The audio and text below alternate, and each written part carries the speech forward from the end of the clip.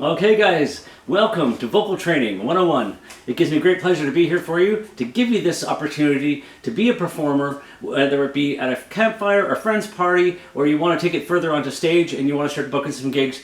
I've done lots of that over the last 34 years. It's going to give me great pleasure to bring to you a package that's going to not only turn you into a performer, but it'll also make you feel really good about who you are as a vocalist. Let's get started.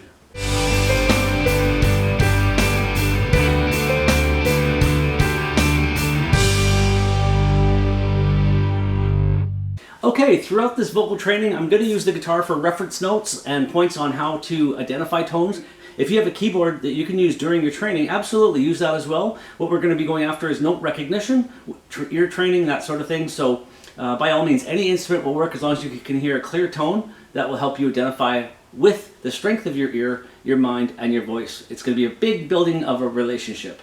You ready to get started? All right, let's get it going.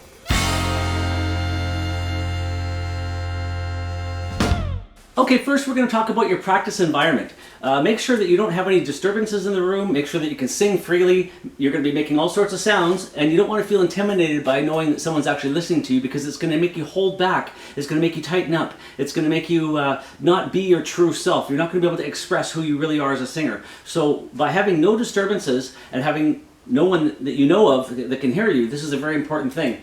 Now, I'm in somewhat of a recording studio here, so for me to be able to express myself here, no problem, because this is actually designed for this. So if you have to disappear to your bedroom during a certain time of the day when no one's home, or you have a den or a living room area, or maybe a basement, or even a back shed area, as long as it's warm, if it's a little cool, make sure you keep your voice warm, but make sure you're in an area where you can open, you can express yourself, and follow along with these videos.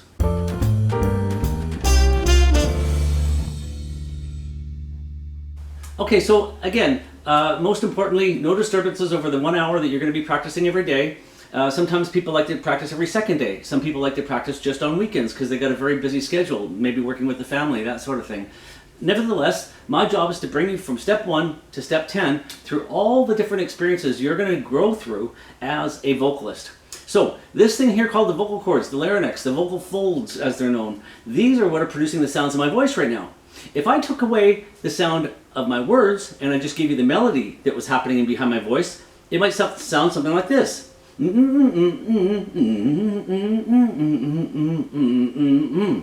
See, what I'm actually doing is producing tones that are actually singing tones, but they're all over the place. They're not to any key. There's no specific rhythm to them, and there's no melody. Well, there's a melody, but it's very chaotic when we speak. All we're doing is we're learning to control our tempo, our melody, our tone choice, and that maybe suggests that our muscles are going to need to be relaxed to be able to produce good quality tones. When you wake up, you can literally start speaking right away, but you'll notice as the day goes on, your voice gets warmed up. Then you can project more. Same thing with singing. So let's warm up our vocal cords by just giving them a bit of a massage each time before we start singing. And that's just moving them around. Okay? Massage them a bit. Get all those muscles that are underneath the jaw. Press those for, 5-10 minutes. Just give them a massage, get them all working, get them all loosened up.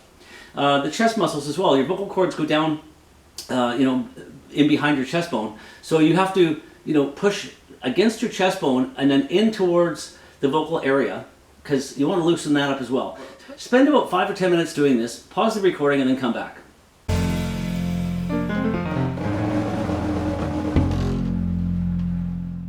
Okay. Also, when I'm singing, whether it be professional or practicing, I always have a hot water beside me. It's not too hot, it's just hot enough to warm the inside of my vocals, because water is our best friend. It's our lubricant. It keeps us going for many, many hours.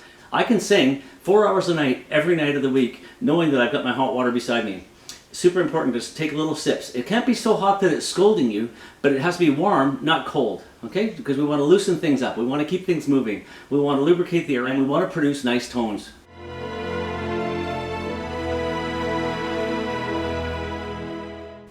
Okay, when we're practicing, we want to put a time limit. You don't just want to practice forever. You want to say, you know what, for the next half an hour of my day, I'm going to focus my entire attention on practicing my voice, singing, and development. Or you might say, for the next hour, I'm going to practice my voice, singing, development. Okay, so most importantly, the word development is what we're about. I'm not going to be able to take you from here where you are today and turn you into an amazing singer by tomorrow, but I will be able to work with you over a period of time, and we can strengthen that muscle.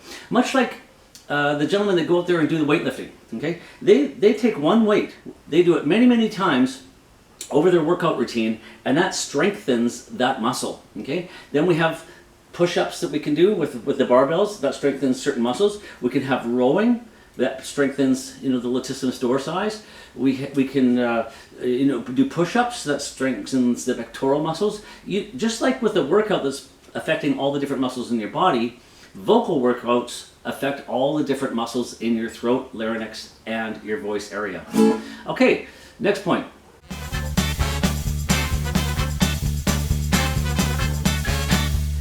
There's two elements to our singing. One is practice, which you do by yourself, and there's nobody that's going to listen to you. Two is performance, where you've done your practice, you've done your work, and now you're ready to perform for someone.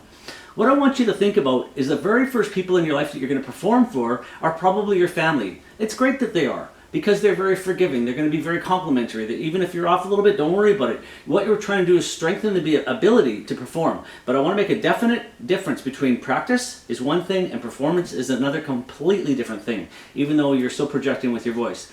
The mind goes to a different place. The emotions go to a different place. The direction of your mind goes like completely to a different place. So just know that these two things are different, and they're going to be coming at you.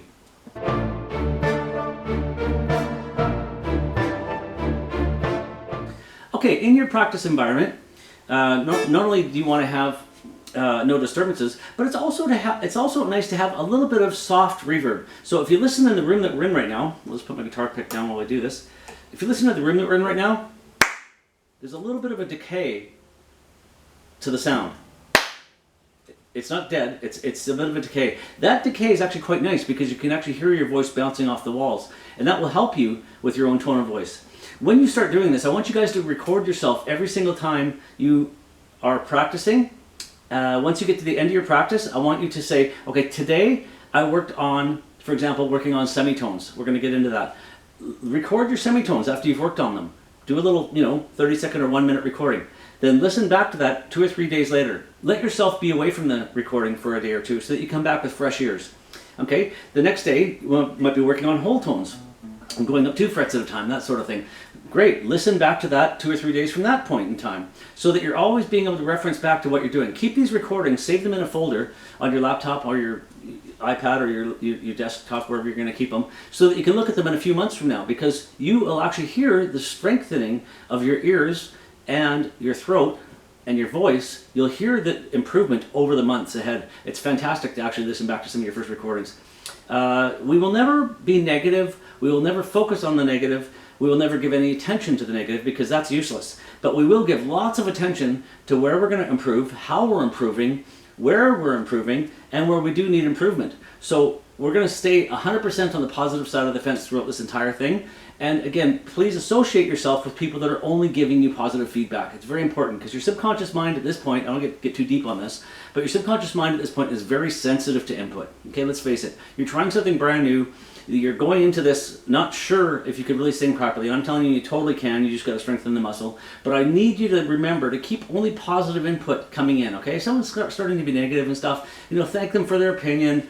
You appreciate their support. It's great to know that you're going to get better. But don't put a lot of energy into defending yourself, because it's just.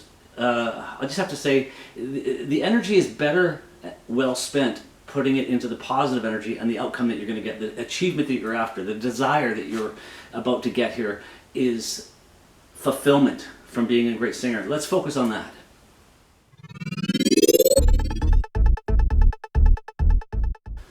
Okay, we're going to do another couple exercises to get our voice going.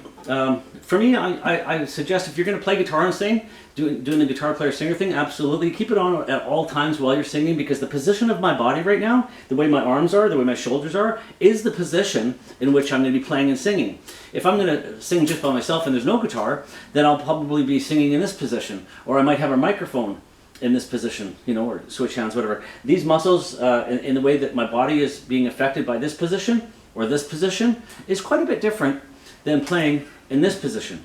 It doesn't seem like a big deal, But when you start performing, you're going to notice that the position that your body in, that you're most comfortable when practicing, is also the best position to be in when performing.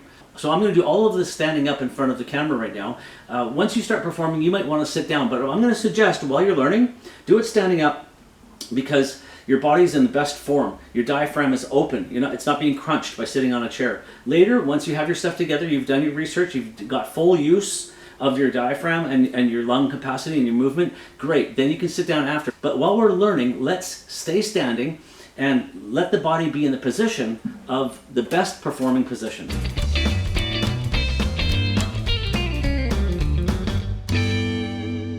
Okay, now we're going to talk about the shoulders and the neck in relationship to each other. So you can see that I've got a tube sock on right now for my neck here. I'm keeping it nice and warm. Of course, I want to make sure that my muscles in my throat area, my voice area, don't constrict and get tight. It's the reason why we don't put lemon in our hot water, is because lemon, which is a citrus, will actually tighten the vocal cords. And I've actually experimented with this on a couple of cruise ships I've worked on. I thought, you know what, I'm just going to try it for one set. And as I'm singing, wow, it was really a challenge to be controlling my voice where I wanted it to go, because I had been practicing for many years without the lemon, and I thought, I'll just try it once, and it made a difference. So yes, do not use lemon or anything citrus while you're singing. Just warm water is all you need. No honey, no lemon. Don't worry about that whatsoever.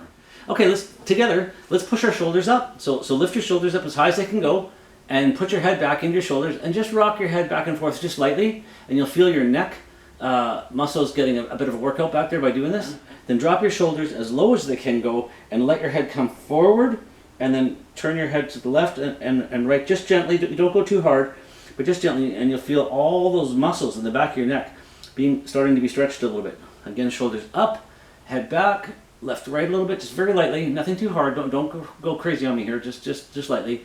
And then shoulders down, head forward, and back and forth to the left and right a bit. Okay, you'll actually feel a lot better. And your voice is now going to have a bit more projection naturally, because the muscles are more relaxed in that area.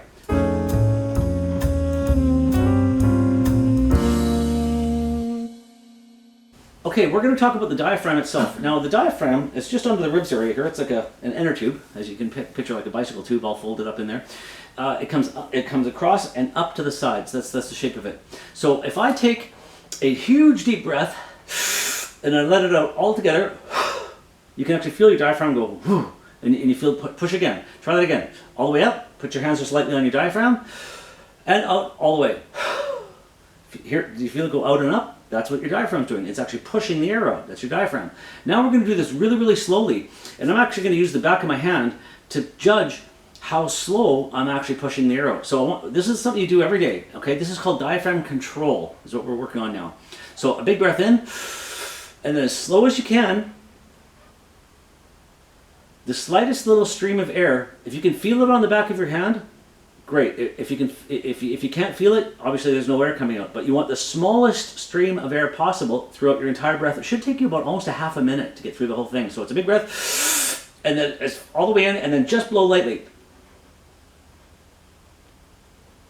until you're completely out of breath. And the end should be like you literally can't push any more air out. Okay, but take your time. Do the whole breath. Do that 2 or 3 times. This is part of singing, because with that control of the air is the control we're going to use singing soft notes for long periods of time. So very important you do that. Of course, if you're using the guitar, have it in position all the time for your diaphragm breath control. Super important you guys do that. All right, the next thing we're going to talk about is the physical exercise of the abdominal muscles. I will generally, every couple days, just do 25 to 30 sit-ups just to get my abdominal muscles a little tighter. Because those abdominal muscles, when they're a little tighter and have a bit more strength to them, they can actually work that diaphragm much more consciously. You're consciously able to work the diaphragm because the muscles are more alive. So go ahead and enjoy yourself to doing 25, 30, maybe 40 sit-ups every second day, just to give it the feeling that you've got 100% strength in that area. It'll make you feel better, it'll build your confidence, it'll help you sing better, okay? And write that down as part of your every second day routine. Okay, if you are part of my Guitar Player Singer program, you will have the rhythm page already done. We're going to go through that page together, and we're going to explain all the different rhythms, and we're going to give you exactly how to read rhythms on music, but we're not going to get massively into notes, we're not going to get massively into theory, we're not going to get massively into, all the notes on the staff. We're just going to give you rhythms to sing on, because this is a very basic program. It's to get you singing quickly, effectively, and getting ready to perform. I don't want to spend a whole ton of time on the theory. We want to get you performing with quality abilities as soon as possible. So yes, like all instruments, your voice is an instrument as well. We're going to teach you how to do different sounds, different tones, different rhythms, different techniques. There's a whole gamut of stuff coming at you. So I want you to stop thinking of your voice as a talking machine, but I want you to start thinking of your voice as an instrument, because there's a tremendous amount of detail that you can do with it. You just got to know what it is, and then you need a path on how to get to where you want to get to, with the ability to create tones that you never even thought imaginably possible. And through a little bit of work, a little bit of exercise, and some time, those muscles will strengthen, and we're going to get you to where you want to be.